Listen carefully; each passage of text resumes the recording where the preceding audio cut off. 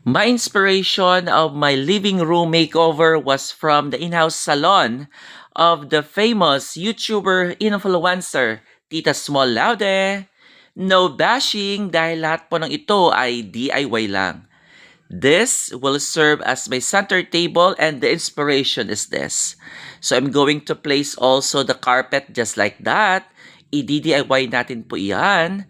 The original color of my couch is gray, so I have to make another pink sofa cover, kaya ito na siya. At syempre, it should be a far pillow, but wala pa ako nakita sa mall, kaya let's use na lang kung anong available sa bahay.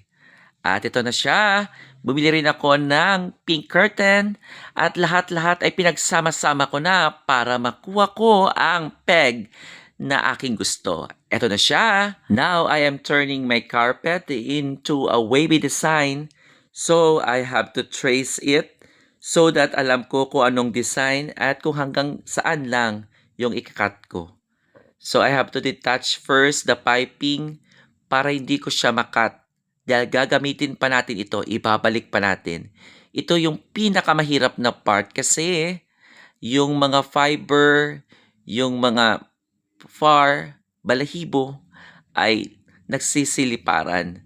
So I have to cut it and put it in a plastic para hindi ako mahirapan maglinis. O, di ba? Yun ang pinakamahirap sa pag-DIY. And I have to make sure na pasok yung wavy design na aking gagawin because I am turning this usual rectangular carpet into an in design for the 2026. Dahil pasok pa rin yung wavy na design sa 2026.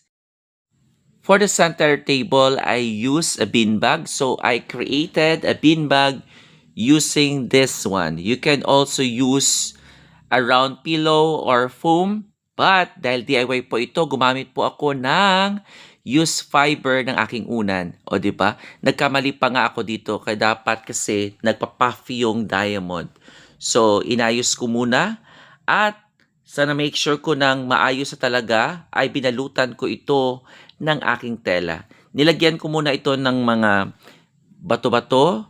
Titignan ko kung swak na talaga siya sa gusto kong distansya ng mga bato-bato. At parang nasatisfied na rin ako kaya binalutan ko na talaga siya. At ito nang kinalabasan ng ating DIY na beanbag. O, di ba? Ang ganda tignan. At para kumapit talaga ito, kung mapapansin nyo, gumamit ako ng running stitch dito dahil ikakat po natin yan. At i-attach lang natin ito sa ating ginawang bag. At para sa cover ng aking sopa, ay tinahi ko pa rin ito gamit ang aking mga kamay. Hindi gumagana ang aking makina dahil sa telang ito na smooth. Gumamit pala ako dito ng running stitch at back stitch. Kung mapapansin nyo, back stitch ang ginagamit ko dahil permanente na ang pagtatahi ko nito. Gusto ko sukat na sukat yung aking sofa cover. Paulit-ulit kong sinukat talaga dahil ayoko nung nakalawlaw. Ayoko na kapag inuupuan, nadudulas yung tela. Gusto ko yung reupholstering effect ng aking sofa cover. At ginagamitan ko rin ito ng running stitch for temporary holding ng aking mga cutouts pattern na ginawa sa aking sofa cover. Dahil gusto ko perfect talaga yung sukat nito. Para parang ni-reupholster lang ang aking sofa.